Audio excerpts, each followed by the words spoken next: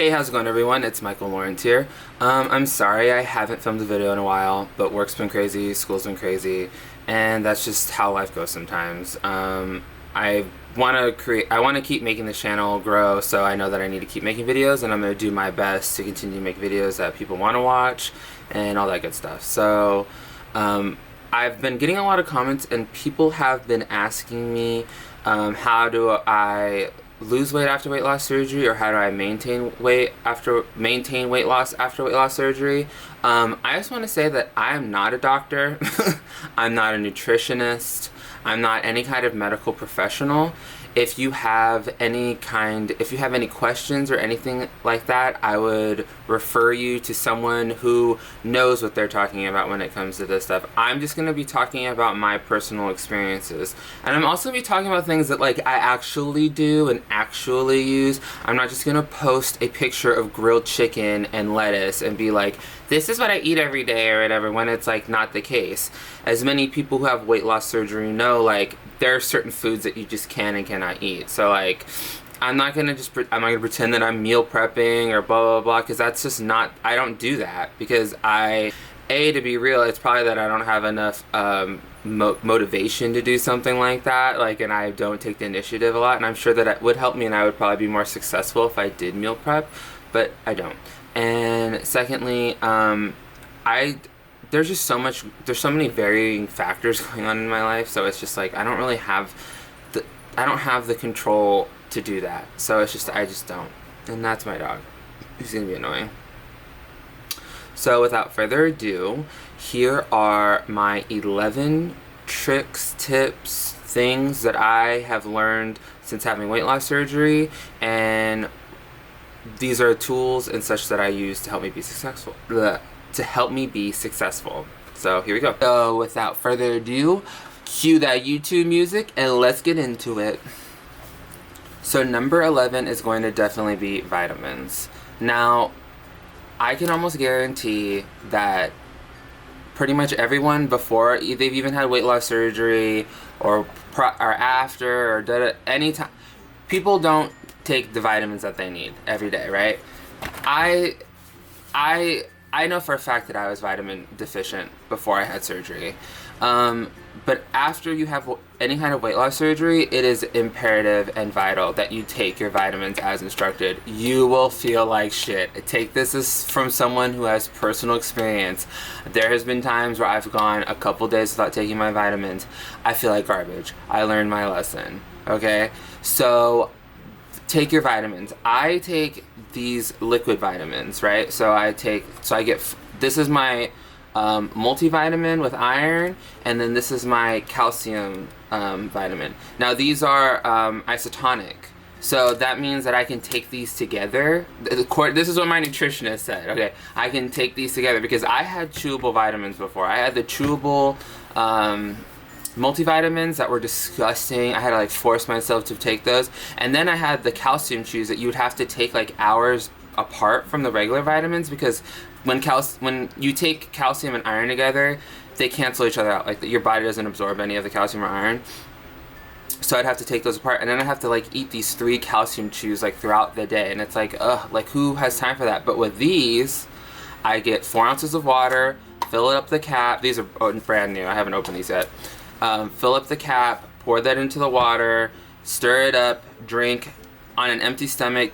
Don't eat anything or drink 10 minutes before or after. Done. Twice a day. That's it. Done. I have my calcium. And then I also have a B12 melt away tablet. I don't have a bottle with me because I have them all in my my pill planner. But and I put one of those under my tongue every night.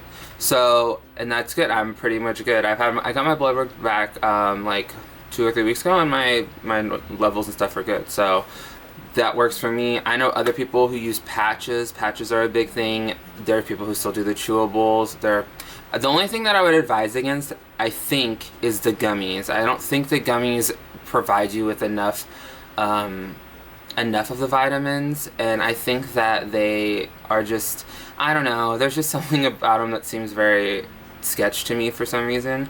So yeah, so I take my vitamins every day, and I think that that's an important tool in weight loss, and I think that even if you don't have weight loss surgery, you should utilize vitamins, some kind of supplement. Number 10, spirit fingers. These are spirit fingers. This is gonna be really boring, I think, but I've learned to love reading again. So for some reason in my brain, I associate TV with food. So if I'm watching TV, I want a snack. Like that's when most of my cravings come, is when I'm like laying in bed watching TV. So I've started reading again, and not only is reading good for you because it stimulates a part of your brain that is normally not stimulated from like watching TV or playing video games, but it increases your writing abilities. It increases, you know, your ability to read quicker and faster and retain more. And I used to enjoy reading a lot when I was younger, and then I want to say like maybe in high school is when I kind of stopped caring about reading or reading for fun. And now I'm reading again, and this is gonna be dumb, and this is probably going to like cause some fucking kind of controversy, but I started reading for fun again with like Fire and Fury or whatever. But then since then I read Ender's Game. I'm reading the Rotten Ruin series right now. I want to read the Game of Thrones books. I tried to start them like a couple years ago, and I was like, this is really boring. But now I'm getting more into reading, so I think I'm gonna give it another try. So yeah, just try to come up with like a new habit that you can do when you're bored and in your room and stuff that isn't what you used to do when you would eat, right? Because I feel like that makes you more successful. So if you're like if you snack a lot when you watch TV, try doing something different that like requires your hands. Like try crocheting, try needlepoint, try exercise. Do whatever you think will keep your mind preoccupied and not thinking about I want to snack on the worst thing I could snack on. So number 9, a friend in one of my weight loss support groups is the one who told me about this, and it's eating with chopsticks. So you can eat all your food with chopsticks and it'll slow you down, right? It'll slow you tremendously down, especially if you don't know how to use chopsticks. Like I don't know how to use chopsticks. Eating your proteins, eating your vegetables, and especially your vegetables, it's gonna slow you down incredibly. So, and I think that's important of learning like when you're full and when you're not full, because I'm not gonna lie, there have been times since I've had surgery where I was eating and I was really hungry and I ate so fast that I made myself sick and I had to throw up. And that is like the worst feeling in the world. I mean, I hated throwing up before surgery. Throwing up after surgery is like even worse. It feels disgusting. So I've had to learn to slow down and like really chew the food and like make sure that I wait like a couple minutes before I start taking another bite to see like, am I full? Is my pouch too full? You know, stuff like that. And I think that can also like go towards people who haven't had weight loss surgery. If you slow down and you really think about like what you're doing, I think you'll realize you're fuller fast. You get fuller when you haven't eaten as much as you normally would, right? So like you're essentially not eating as much, so you're not eating as many calories, not all that stuff. So that would help you with your weight loss. And this kind of goes into the chopstick. This is number 8. Leave food on your plate. So every time I make myself a little plate, and I use like little tiny plates now. I don't use huge giant plates or like the giant bowls. I try to use like the tiny bowls and plates in my kitchen, because if I see a giant plate, I want to fill it up. I don't know what that is. It's like subconscious. I know I can't control that. So I use the tiny plates, and then I'll portion out my chicken or whatever I'm eating, and then I won't eat it all. Like I'll make sure that I leave like a couple bites left, so that way like, because I don't want to get sick again, and then B, like, you know, you're leaving food on your plate. And I think I don't know, I mean, this is just in my household growing up, like I was taught like you never leave food on your plate, like it's disrespectful, that, you know, all this stuff. And so like, and then as you get older, the plates get bigger and bigger and bigger, and you get more and more food, and you're like, oh, I can't leave any food on the plate, I gotta finish it. Well, you actually can leave food on the plate. It's okay to throw away a little bit of food. So that's another hack, I guess. Number 7. Number 7 is, so because I had weight loss surgery, I have a lot of food aversions. Like, there's just a lot of things that I don't like to eat. Red meat, I can't fucking stand it. I just, I don't know what it is. It just doesn't work well with me. The thought of it, like, even right now, I'm starting to get a little gaggy. It just, I don't know what it is. I don't like red meat. I can eat chicken all day. I can eat fish. Cooked fish isn't my favorite. I usually stick to sushi. But, so what I've had to do is I've had to get some protein supplements. And, like, right now in my weight loss surgery stage, like, I'm trying to lose as much weight as possible, right? Because the first year is your grace period. And the dog's being yelled at.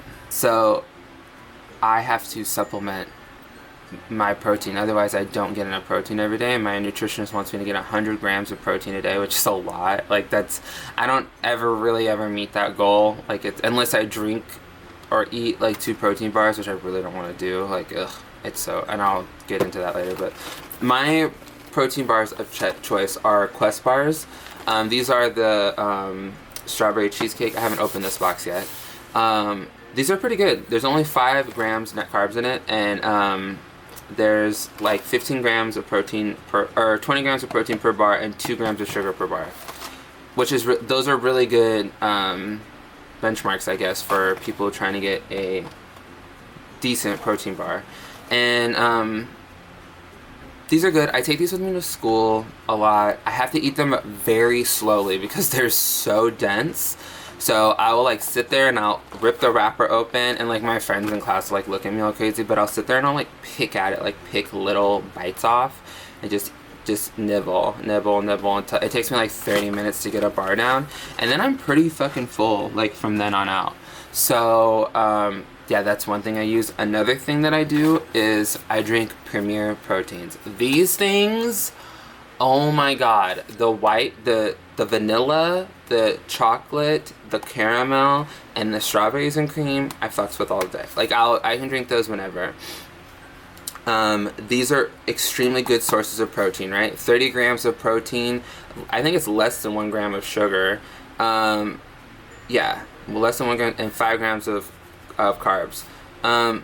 Perfect. Like, these things, I fucks with all the time. You can go to Costco. You can go to Costco if you have a Costco Club card. I know you can go to Sam's Club and get them too, and I think Sam's Clubs have different flavors. Like, I remember my friend telling me she went to Sam's Club and got like a cookies and cream flavor. I would love to try that, but I don't have a Sam's Club membership. I have a Costco membership. And you can go there, and I can get like a box of 24 of those for like $20. Way cheaper than going to like a Walmart or wherever you're going. Like, if you have a club card, if you can go to one of those wholesale places, or you know someone that has one, be like, bitch, take me so I can get me some Premier proteins, because they're cheap as fuck, they're good as fuck, and yeah, they're worth it. I'm telling you right now, they're worth it. These saved my life. I've tried the mixed powdered ones, hate them. I've tried the Celebrate ones, like specifically for weight loss surgery patients, or the Bariatric Advantage ones, hate them. They're so chalky, they're so disgusting. As soon as I could go on my full liquids after my surgery, switch to these. Make sure you ask your nutritionist, make sure you ask your doctor if you can, but these are a game changer. Yes, it's 11 ounces in one of these bottles, so it's going to take you a lot longer to drink it, so you can probably drink like half at a time, and then put it back in the refrigerator. And these keep up pretty okay if you drink them within the same day. I wouldn't like open it and then like not drink it for a couple days, because it might get all weird. But yeah, these are a game changer. Now, another thing that I have learned since surgery, I don't even know what number I'm on. I don't know what number I'm on. Whatever. This is now just a list of things. Whatever. I enjoy coffee. I like coffee. After surgery, I didn't drink coffee for a long time. But I learned that you could go to Starbucks and you can get a grande iced coffee, no sweeteners, just pure coffee, and you get one of these bad boys, and you ask for it in a venti cup, and you pour this bitch in, you pour it in the coffee, bam, sweetened, creamed coffee, protein coffee. It's fucking amazing. It's like super low cal, super like low everything, and you're still getting your caffeine fix and that caffeine taste. The vanilla works really well with the mix-in. The caramel's okay. The chocolate's okay. Mostly the vanilla. The vanilla ones are the ones that are good for doing stuff like that, for mix-ins, because it has the most like mellow flavor. It's not like a more out there flavor. The caramel one tastes like butter a little bit, so like it doesn't really work that well with the coffee. The chocolate one's okay. I mainly do it with the vanilla. So again, you get an iced coffee, a grande iced coffee in a venti cup, and then you just pour this in there. So that's one of those hacks. Someone in the comments asked me like, what do I do if I have like food cravings, or if I like want to go out to eat, blah blah blah, all that stuff. Like, and I think that's like a really big misconception that like once you have weight loss surgery, like you just don't go out to eat. Like, I wouldn't go out to eat the first like couple of months, like for sure, like at least until you're on like full diet, like you're on like you can eat pretty much anything and you've learned your limitations and stuff like that.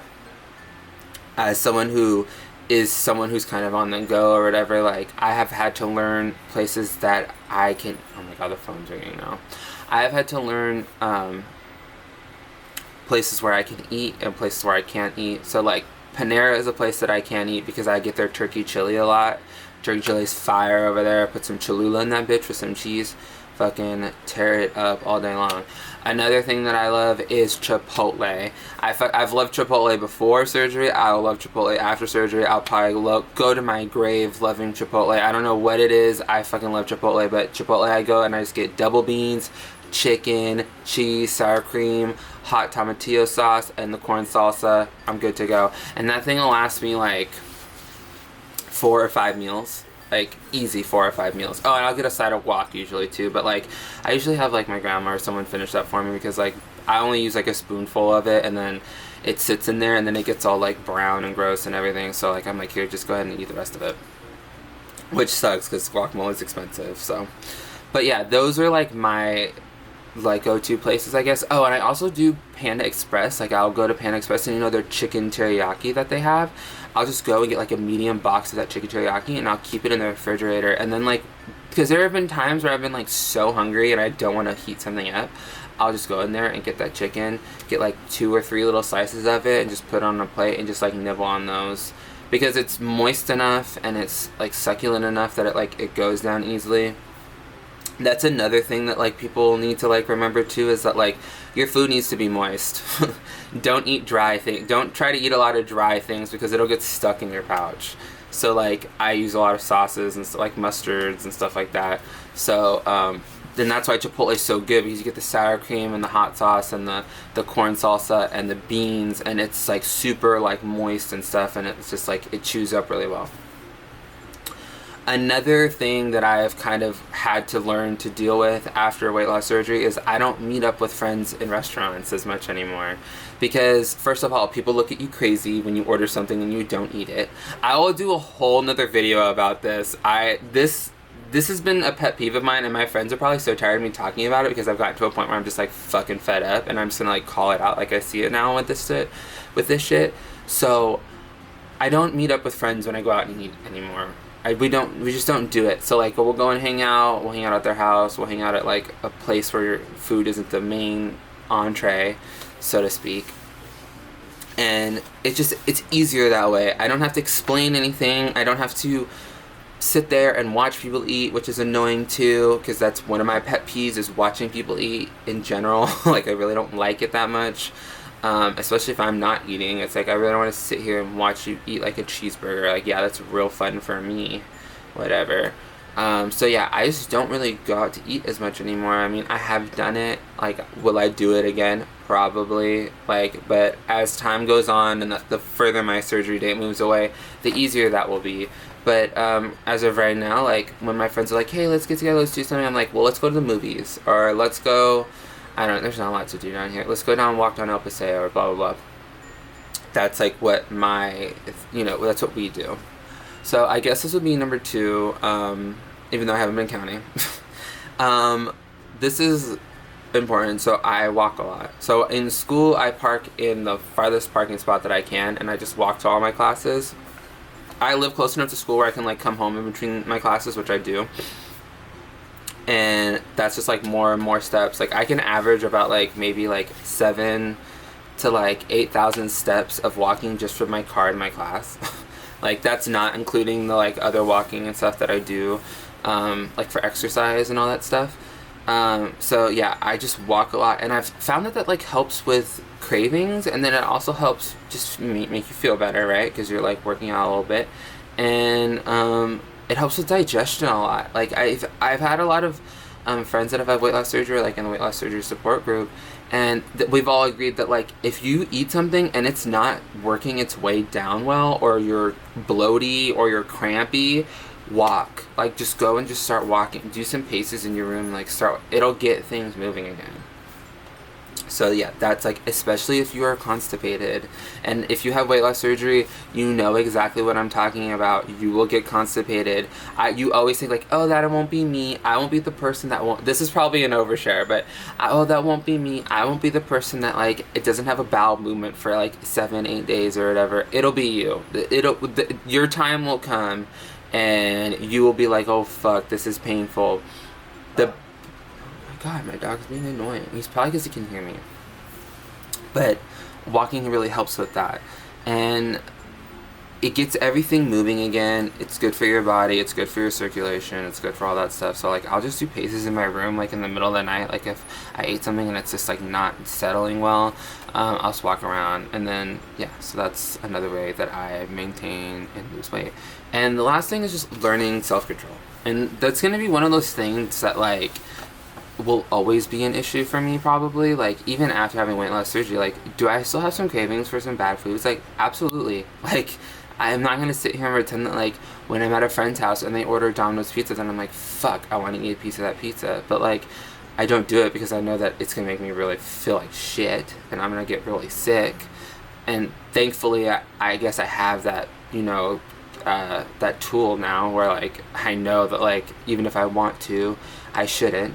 And I'm not gonna sit here and lie that, like, I never tried anything. Like, right, I think, like, maybe 2 months after surgery, like, I ate a cookie and I had dumping syndrome, and that fucking sucked. Was it the end of the world?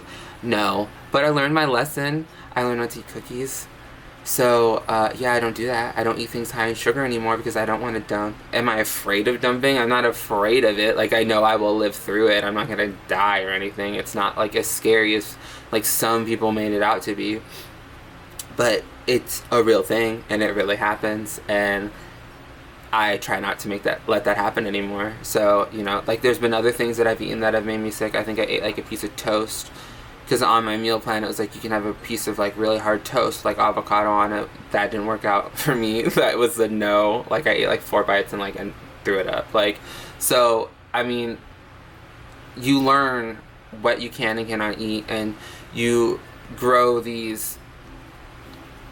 You learn these new lessons of, like, oh, I shouldn't eat this. And the truth is, I shouldn't be eating a piece of toast right now. I should be eating protein. Like, that should just be it. So it's like, that's just, you know, you learn these things. And, like, a year down the road from now, like, will I probably eat a piece of toast? Probably. Like, are there going to be other things that I might not be able to eat still? Yeah, but is it the end of the world? No. Like, it's not the end of the world if I don't get to eat some fucking rice. It's not the end of the world if I don't get to eat, like, some cake. Like, it's not that big of a deal, you know. Like, on a scale of things that are important in life, like, eating bad food isn't that important. So that's kind of where I am with that things. And there are ways that you can trick yourself into, like, eating a piece of pizza, but, like, I'm not there yet. Like, just the thought of, like, eating things that even taste like that. Like, I remember during my soft foods phase, I made this thing that was, like, super popular in the weight loss community. It's called a ricotta bake, and it's just, like, ricotta cheese and, like, spaghetti sauce, and I think that's it. And then, like, more mozzarella cheese on the top, and you, like, put it in the oven, you cook it. I ate one bite of that bitch, and, like, literally it was like, bleh, like, ugh. And it sounded so good in my head, and then I, like, even thinking about it now, I'm like, oh my god, why did I make that? It was not good. Like, I just didn't like it. And you have to learn those things about your body and your taste buds, because they change dramatically after you have surgery. And that's gonna take some time, right? So I think that to lose weight and to maintain weight loss, and I'm not Jillian fucking Michaels, I'm not some fucking, like, guru of weight loss or whatever. I'm just gonna tell you what my personal experiences have been, what my personal opinions have been, what knowledge I've been able to gather from my therapists, nutritionists, doctors. It's all a learning there's a giant learning curve. And it will take you time and time of trial and error to figure out what works for you, right? And the biggest thing I can say is just be real about your weight loss and just be very down to earth and very realistic with yourself. And don't fucking try to go Jillian Michaels ham about it, because it's not gonna work unless you're on The Biggest Loser and that bitch is yelling at you 24/7, okay? It's not gonna fucking work. So find the few things that work for you, and if you're trying to lose weight, stick to those things, lose the fucking weight, and then once you've lost that weight, then you can learn to deal with how to live in the real world at your new weight and to stay at that new weight. That's my biggest advice, I guess, for people who've had weight loss surgery. So yeah, those were the 11 things that I used to maintain my weight loss. I'm still losing weight. I'm down about 7 pounds since my last video. I don't even remember when that video was now, actually. Like, it's like 7 pounds, yeah. And so it's still working for me. I'd go back, I'd do it again. And to all the haters out there, hi, how you doing? Still losing that fucking weight. How about that? So yeah, and that's gonna be the end of this video. And thank you for watching. Toodles.